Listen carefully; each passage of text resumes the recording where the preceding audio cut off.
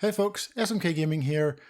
Yesterday I outlined that we were going to be getting a backstory and more lore in relation to Battlefield 2042. So we're going to know more about the setting, the locations and the characters involved.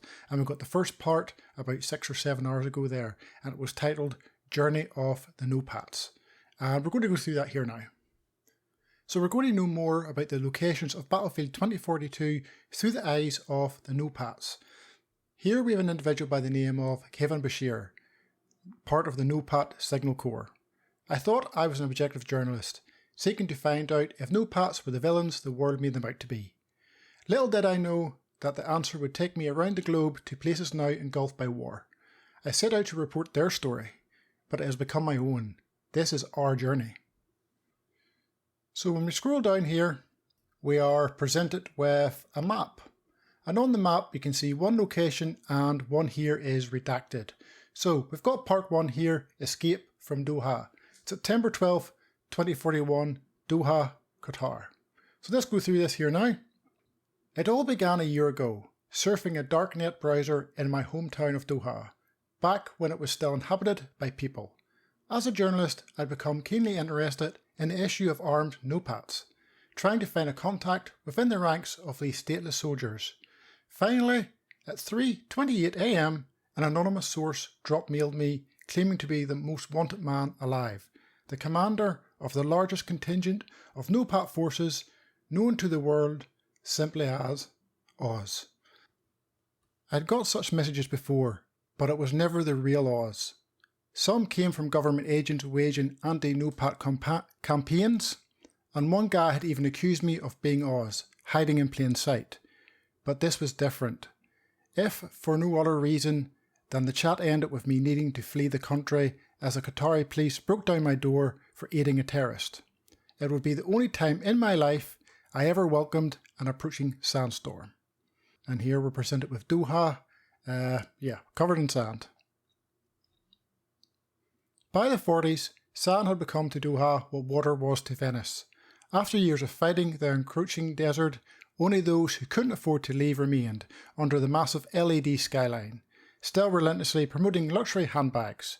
Qatar had thrived in the 30s thanks to skyrocketing oil prices. The country invested heavily in combating desertification, hoping to copy Egypt's success. For a time, it seemed we might tame nature. Then the oil ran out. Famines, failed responses to them, and the government protests all accompanied the sand monsoons. Soon there were military police everywhere, ready to arrest anyone that had risked Qatar becoming the next non-patriotic flashpoint. My browser had the wrong search history. Okay, and here we see all of the, tanks and whatnot pushing into Doha with a big sandstorm approaching. I never thought I'd welcome an approaching sandstorm. The sandstorm's cover is keeping me alive, hiding from the armoured vehicles hunting me down.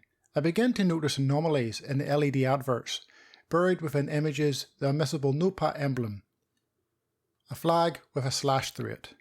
The breadcrumbs lead me to the catacombs under the abandoned football stadium. A 50s military man in Bermuda shorts whose relaxed demeanour is extremely off-putting, points casually with his flashlight to a tunnel entrance, guarded by a mechanical sentry system. He puts out his hand. I'm not going to attempt that. I'm awful with Russian names. I'm sorry. I think it might be Peter, I'm not sure, but he grunts, then in perfect Arabic, this was a one-time thing. Okay, and here's the emblem, a crossed out flag, the unofficial sign of the No-Pats. As he disappeared into the dark while the wind howls overhead, I wonder if I'll ever be able to call Doha home again.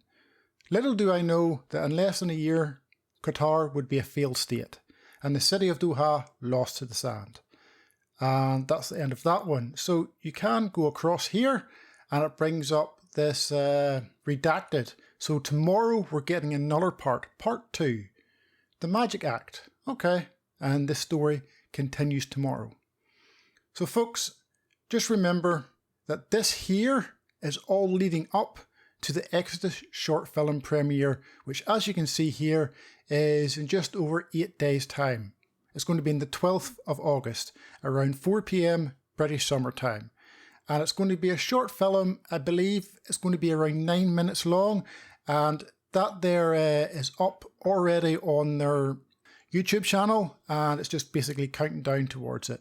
I'm liking that they're giving backstory to the game. It can make you feel like you're more involved with it. Of course, we all want to see gameplay. Yes, we want to see gameplay. Yeah, they're kind of holding that back a little bit at the minute. And I know a lot of people are frustrated, which is understandable, but just be patient, folks. I think this is going to be an amazing game. Now, before I finish, folks, head over to my new Twitter. I'm doing giveaways, and I'm going to be doing giveaways every 2 days. I'm giving away beta codes for Battlefield 2042 on all platforms. I've started up a Battlefield Hazard Zone Twitter channel, and I'm going to be doing news, updates, and tips and tricks guides on how you can improve. I think Hazard Zone is going to be an amazing game mode. I like the sound of it, the tight-knit squad play. I think it's going to be huge. There's rumours it may be free as well, which could absolutely destroy Warzone. We will see, we will see. So folks, head over there. Link is in the video information below. I'm giving away beta codes every 2 days. There will be PC ones in there, there's none at the minute. So folks, thank you for watching. Please hit that subscribe button, and I'll catch you again in the next one.